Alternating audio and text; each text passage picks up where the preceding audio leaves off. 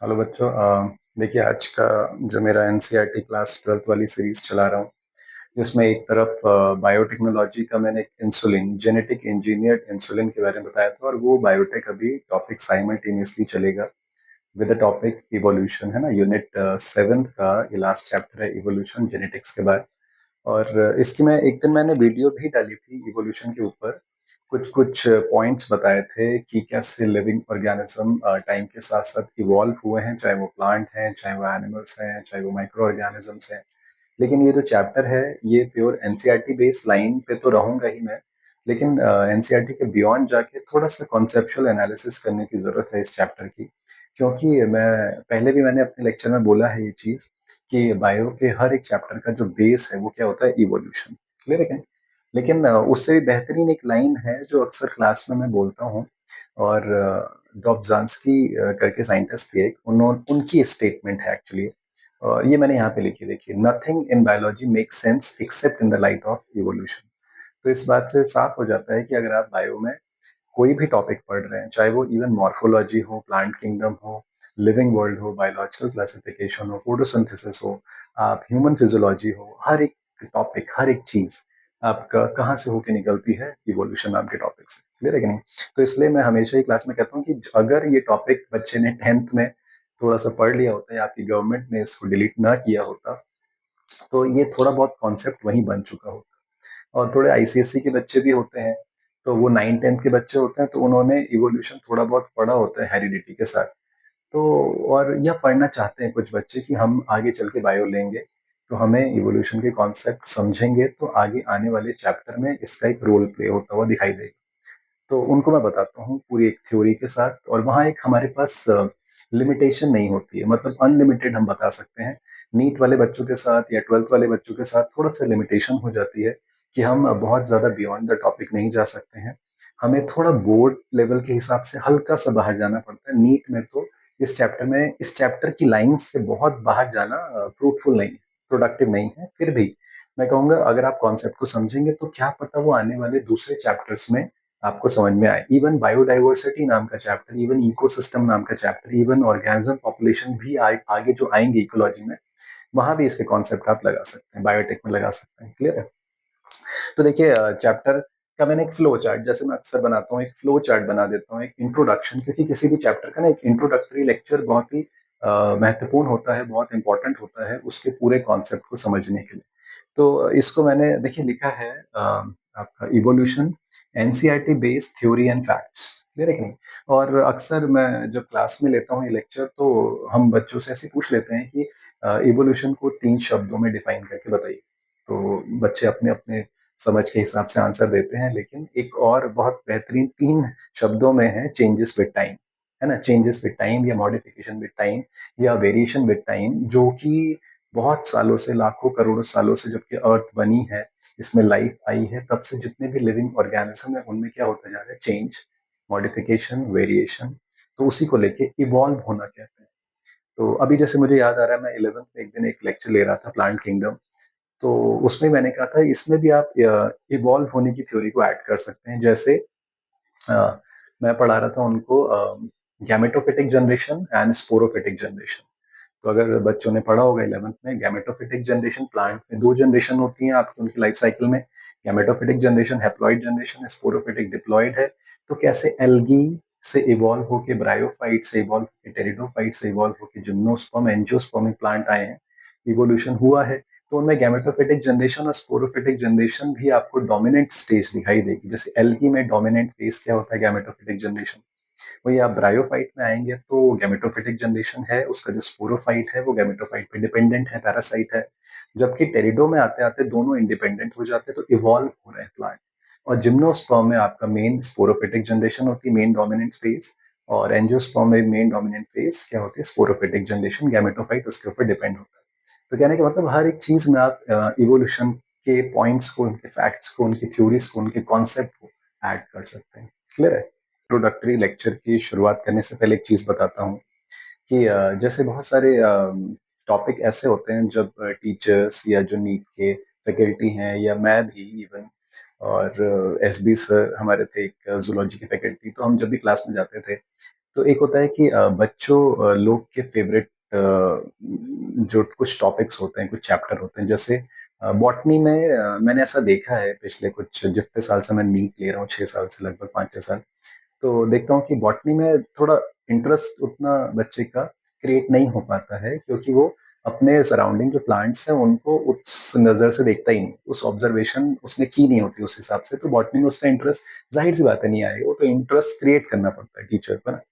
Zoology में थोड़ा interest होता है उसको, क्योंकि ह्यूमन फिजियोलॉजी में ज़्यादा इंटरेस्ट है, क्योंकि आगे उसको लगता है कि इसी में ही उसका करियर बनाना है, यही उसको समझना है बेसिकली, सर्कुलेशन के बारे में, रेस्पिरेशन के बारे में, ब्रीथिंग, ह्यूमन रिप्रोडक्शन, और कुछ चैप्टर बच्चों के फेवरेट होते हैं। और लेकिन ये जो चैप्टर है, ये जो टीचर पढ़ाते हैं इवोल्यूशन, उन टीचर्स से अगर मैं पूछूं तो अगर जो पढ़ाते हैं इस चैप्टर को, उनका one of the most favourite chapter evolution कहा जा सकता है ना। और मेरा भी इवन कोई मेरे से पूछे कि आपका फेवरेट टॉपिक क्या है, आप तो बॉटनी के टीचर हैं, तो मैं कहता हूँ देखो, plant physiology, plant anatomy, morphology, plant kingdom, biological classification, cell, है ना, जेनेटिक्स, मॉलिक्यूलर, और ये सब चीज़ें, इकोलॉजी इवन मुझे बहुत अच्छा लगता है। लेकिन मेरा फेवरेट जो चैप्टर है, मैं कहूँगा human health and disease, biotechnology, evolution. Clear है कि नहीं? तो one of the most favourite topic या सबसे ज्यादा फेवरेट टॉपिक है मेरा इवोल्यूशन। तो ये टीचर्स को पढ़ाने में बहुत मजा आता है, ऐसे टॉपिक है ना। हम एनसीईआरटी की लाइन पे रहते हैं, लेकिन समझाने के लिए, कॉन्सेप्चुअल एनालिसिस करने के लिए हमें बियॉन्ड द टॉपिक जाने में मजा आता है। इस टॉपिक में हम प्लांट फिजियोलॉजी में बहुत ज्यादा बियॉन्ड नहीं जा सकते हैं ना, वो फिर स्टूडेंट के ऊपर से निकल जाएगा। ये एक स्टोरी की तरह चलता है चैप्टर। इवोल्यूशन की खास बात ये है कि एक स्टोरी की तरह चलता है, और जो बायोलॉजी है वो स्टोरी ही है। Biology the story of life on earth. Clear है कि नहीं? और यही कुछ डेफिनेशन इवोल्यूशन की लिखी है यहाँ पे। द स्टडी एक्चुअली, जब कोई साइंटिस्ट इवोल्यूशन पे स्टडी करता है, तो उस बायो की ब्रांच को हम कहते हैं इवोल्यूशनरी बायोलॉजी, है ना। जैसे डार्विन, डार्विन वैसे तो प्रोफेशनली नेचुरलिस्ट थे, प्रकृति विज्ञानी, लेकिन वो डाइवर्सिटी पे, दुनिया की डाइवर्सिटी पे, तरह तरह के एनिमल्स के, प्लांट की डाइवर्सिटी पे रिसर्च करते करते और इवोल्यूशन की थ्योरी दे बैठे, और वो इवोल्यूशनरी बायोलॉजिस्ट कहलाए। लेमार्क भी ऐसे ही नेचुरलिस्ट थे, फ्रेंच नेचुरलिस्ट, लेकिन उन्होंने इवोल्यूशन की थ्योरी पे स्टडी करी तो इवोल्यूशनरी बायोलॉजिस्ट कहलाए। जैसे आपके अभी भी आपके सिलेबस में एक इवोल्यूशनरी बायोलॉजिस्ट है, उनका नाम है अर्नस्ट मेयर, है ना। ये लिविंग वर्ल्ड के पहले उनकी पिक्चर है।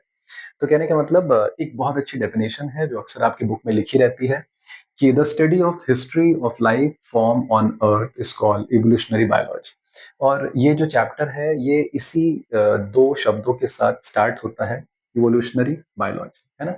जो इवोल्यूशन पे स्टडी करते हैं उनको बोलते हैं इवोल्यूशनरी बायोलॉजिस्ट। क्लियर है कि नहीं? अच्छा, यहाँ पे मैंने 3 पॉइंट लिखे हैं जो इवोल्यूशन को इंडिकेट कर रहे हैं कि इवॉल्व होने की प्रक्रिया में, इवॉल्व होने के प्रोसेस में क्या-क्या चीज़ें बदल रही हैं, क्या इवॉल्व हो रहा है, लिविंग जो इवॉल्व कर रहा है आगे, उसमें क्या-क्या चीज़ें चेंज हो रही हैं, वेरिएशन आ रहा है। तो 3 पॉइंट मैंने लिखे हैं। हाँ, ये एनसीईआरटी की एग्ज़ैक्ट लाइनें नहीं है, लेकिन कॉन्सेप्ट को समझाने के लिए पर्याप्त।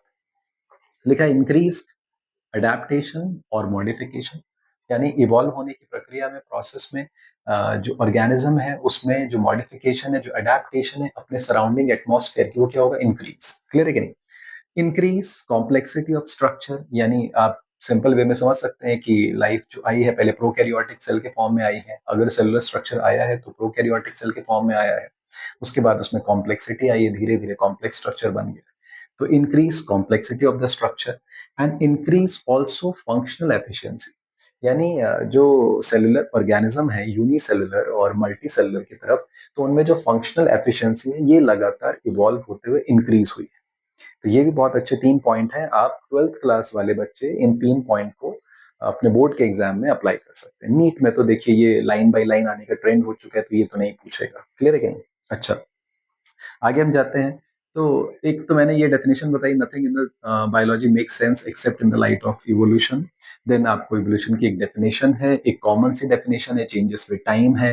एनसीईआरटी के हिसाब से इवोल्यूशन कैसा प्रोसेस है? स्लो प्रोसेस है, ग्रेजुअल प्रोसेस है, कॉन्टिन्यूअस प्रोसेस है, लगातार होने वाली प्रक्रिया है, और किसी लिविंग ऑर्गेनिज्म के अंदर होती है। नॉन लिविंग कभी भी इवॉल्व नहीं होते हैं। क्लियर है कि नहीं?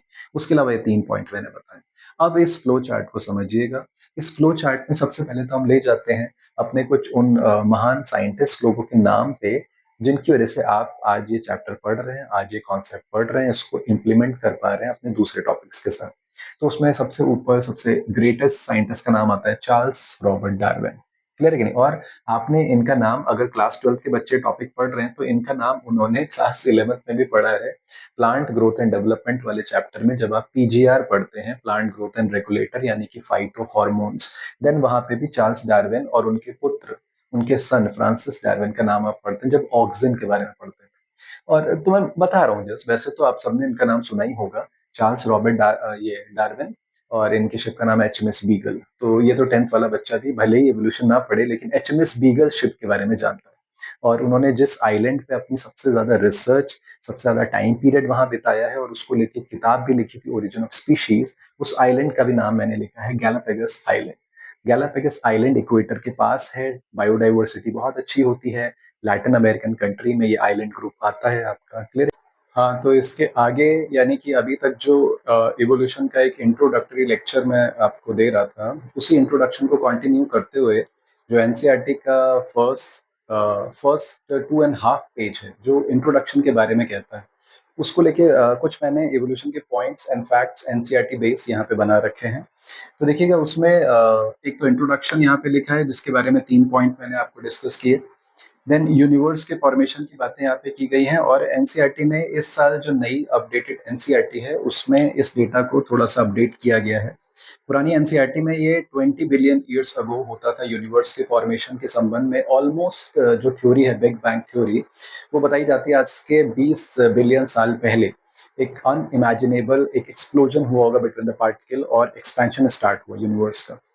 लेकिन एनसीईआरटी ने इस साल की नई एनसीईआरटी में ये अपडेट किया है कि 13.8 बिलियन ईयर्स अगो है।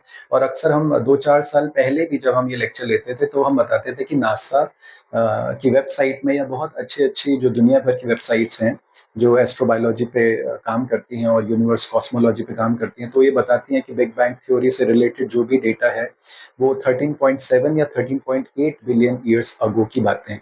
तो एनसीईआरटी ने इसको ऑलमोस्ट 20 बिलियन ईयर्स अगो लिखा था, बट इस साल वो चेंज किया है। तो ये भी बच्चे देख सकते हैं, यही लिखना है अब, है ना? नीट में भी यही पूछा जाएगा और बोर्ड के एग्जाम में। क्लियर? अच्छा, उसकी और फिर ये आता है कि बिग बैंग थ्योरी जो दी गई थी, एक्चुअली उसको सपोर्ट करने वाले तो बहुत सारे साइंटिफिक कम्युनिटी थी, लेकिन एक्चुअली में जिसने प्रपोज किया, जिन्होंने दिया स्टार्टिंग में 1927 से लेकर 1931 के बीच का ये पूरी थ्योरी को दिया जाने वाला टाइम है। This theory was given by sir George Abbe Lemaitre, है ना? जॉर्ज एबेले मैत्रे, उनके द्वारा दी गई थी। और इसको लेके बाद में मैंने कहा जैसे कि बहुत सारे साइंटिफिक कम्युनिटी की तरफ से सपोर्ट किया है, और आज भी सबसे ज्यादा एक्सेप्टेबल थ्योरी मानी जाती है किस चीज का, रिगार्डिंग ओरिजिन ऑफ यूनिवर्स, है ना? तो वो सारी बातें हैं, लेकिन एनसीईआरटी ने उतना ज्यादा एक्सप्लेन नहीं किया इन बातों को। हाँ, ड्यूरिंग द लेक्चर इस बात को एक्सप्लेन करना पड़ता है। अच्छा, उसमें ये बातें भी की गई हैं कि यूनिवर्स बहुत ही वास्ट है, उसके कंपैरेटिवली, और एक स्पेक या कण मात्र स्ट्रक्चर है ना। तो अब एनसीईआरटी क्या करता है, जैसे बच्चे अक्सर वैसे तो ये बहुत ही कॉमन सा आपका स्टेटमेंट है, बट उसको वो इंटरचेंज कर देगा कि अर्थ बहुत ही वास्ट है, यूनिवर्स एक स्पेक लाइक स्ट्रक्चर है, यूनिवर्स आपके अर्थ के सामने। तो ये सारी बातों को आपको देखना पड़ेगा, और स्टेटमेंट वाले जितने भी क्वेश्चन आते हैं, इनकरेक्ट और करेक्ट वाले आते हैं, उसको ध्यान से पढ़ना पड़ता है, देन ही आप उसके आंसर तक जा सकते हैं ना। अच्छा, उसके बाद अर्थ के ओरिजिन की बातें हैं, ये सब डिस्कस करेंगे ड्यूरिंग द चैप्टर। इसके बाद मैं कहना चाह रहा हूँ कि अर्थ के ओरिजिन की बातें हैं, जो कि यूनिवर्स के ओरिजिन के बहुत टाइम बाद अर्थ का फॉर्मेशन हुआ है, 4.5 बिलियन ईयर्स अगो। देन उसमें लाइफ के आने का टाइम, यानी अर्थ के लिए जो कंडीशन बन रही थी, हैबिटेबल कंडीशन जो बन रही थी, ये अर्थ के फॉर्मेशन के 500 मिलियन ईयर के बाद बनी है। तो हम कह सकते हैं कि अर्थ पे जो लाइफ के आने का टाइम है वो 4 बिलियन के आसपास है, 4 बिलियन ईयर्स अगो के आसपास का टाइम है अप्रोक्सीमेटली। लेकिन बच्चा अक्सर पूछता है कि सर, किसी क्वेश्चन बैंक में एक टर्म लिखा था कि एजोइक पीरियड, एजोइक पीरियड या अजोइक पीरियड, इसको कैसे डिफाइन करेंगे? तो मैंने कहा है कि जब लाइफ नहीं थी अर्थ पे, तो उस ड्यूरेशन को, उस पीरियड को हम कहते हैं एजोइक पीरियड, है ना? No life. तो ये नो लाइफ वाला पीरियड कब से है? ओरिजिन ऑफ अर्थ से लेके आपके जो फर्स्ट लाइफ अर्थ पे आई है, जो वाटर में आई है, तब से लेके पीरियड को क्या बुलाएंगे? Azoic period. अच्छा, इसमें एक और टर्म है, एक टर्म होता है geological time scale.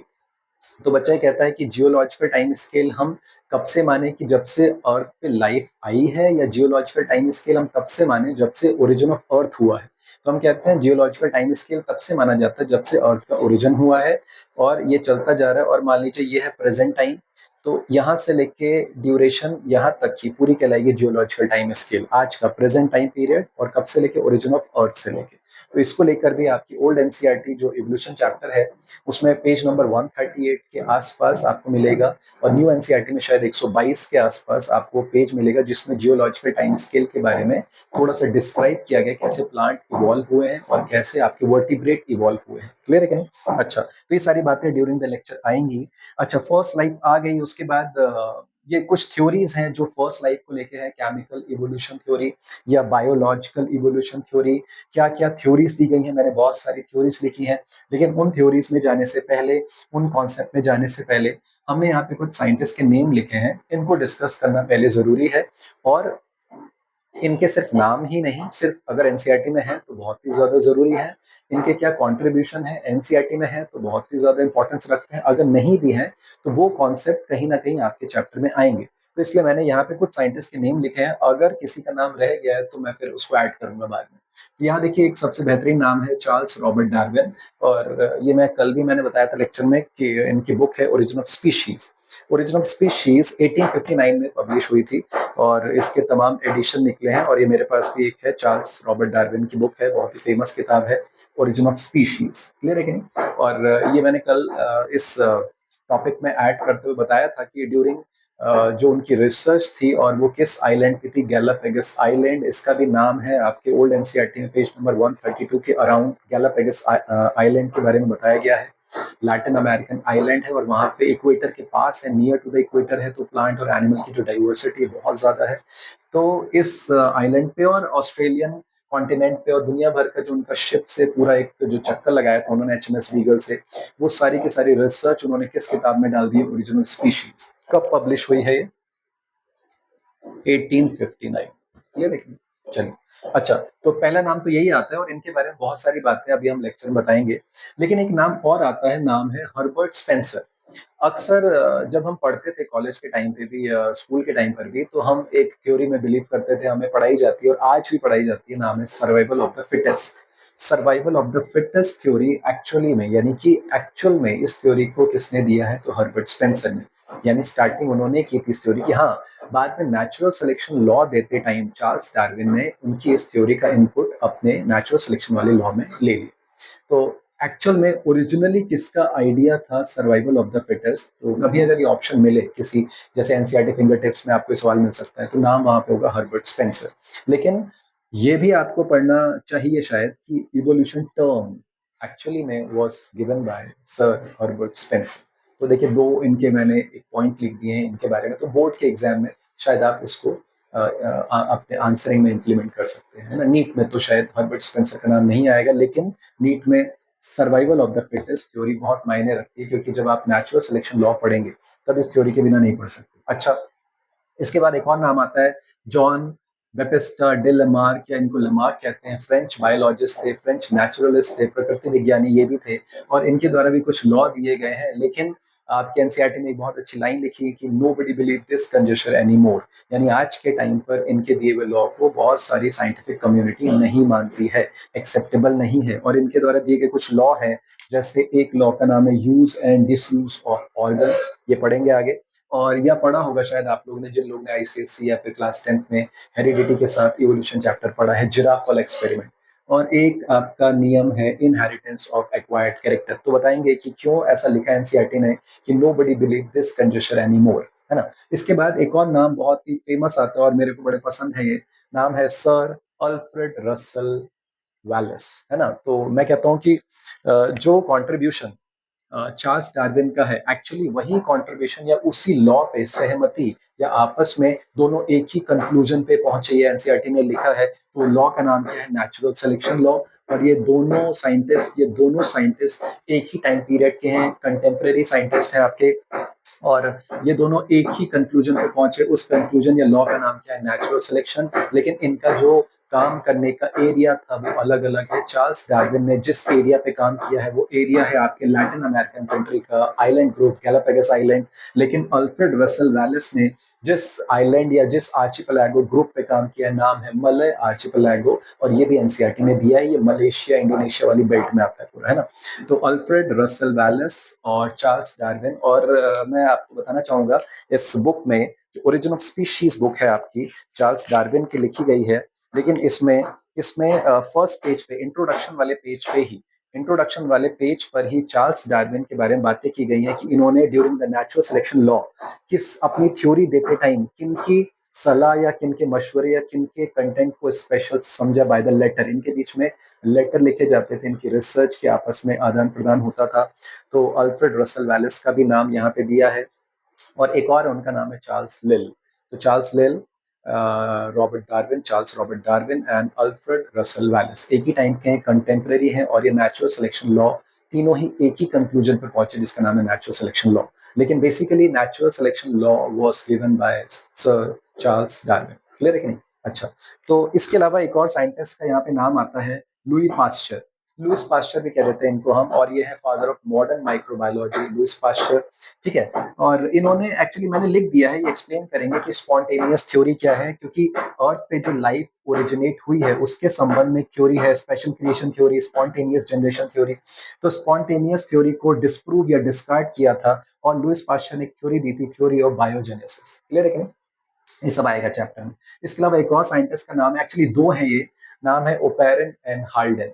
Operon Russia के थे, हाल्डेन इंग्लैंड के थे, ऐसा लिखा गया है। इनकी जो थ्योरी आई है, हाइपोथेसिस आई है 1935 या 1936 के अराउंड आई है, और ये थ्योरी सीधा सीधा रिलेट करती है केमिकल इवोल्यूशन थ्योरी को, कि जो अर्थ पे लाइफ आई है, जो फर्स्ट लाइफ आई है, ये किस तरीके से इवॉल्व हुई है बाय द केमिकल रिएक्शन, या केमिकली इवॉल्व हुई है first life on the earth, is called chemical evolution theory और inorganic evolution theory that was given by sir Oparin and Haldane. Oparin from the Russia and Haldane from the Britain और England. Clear है? तो बहुत important theory है। हाँ, प्रोटोबायोन term NCERT ने नहीं दिया है, कोएसर वेट टर्म एनसीईआरटी ने नहीं दिया है, माइक्रोस्फेयर टर्म एनसीईआरटी ने नहीं दिया है, लेकिन ये जब हम केमिकल एवोल्यूशन थ्योरी को एक्सप्लेन करेंगे तो ये सारी चीजें एक्सप्लेन होंगी। क्लियर है? अच्छा, इसके बाद एक और साइंटिस्ट का नाम आता है ह्यूगो day Vries, father of mutation. बहुत इंपॉर्टेंट थ्योरी है, मॉलिक्यूलर में भी आपने इनके बारे में पढ़ा होगा। एस एल मिलर, है ना, स्टैनले मिलर कहते थे इनको हम, और इनके नाम आते ही देखिए मैंने ईयर भी लिखा है, क्योंकि एनसीईआरटी ने शायद दिया है 1953 में एस एल मिलर का एक्सपेरिमेंट। तो एक्सपेरिमेंट इसको पढ़ेंगे हम आगे, लेकिन जो मिलर का एक्सपेरिमेंट है ये प्योरली बेस्ड है किसकी हाइपोथेसिस या थ्योरी पे, ओपेरन एंड हाल्डेन की जो केमिकल एवोल्यूशन हाइपोथेसिस है उस पे बेस्ड है आपका एस एल मिलर का एक्सपेरिमेंट। क्लियर है?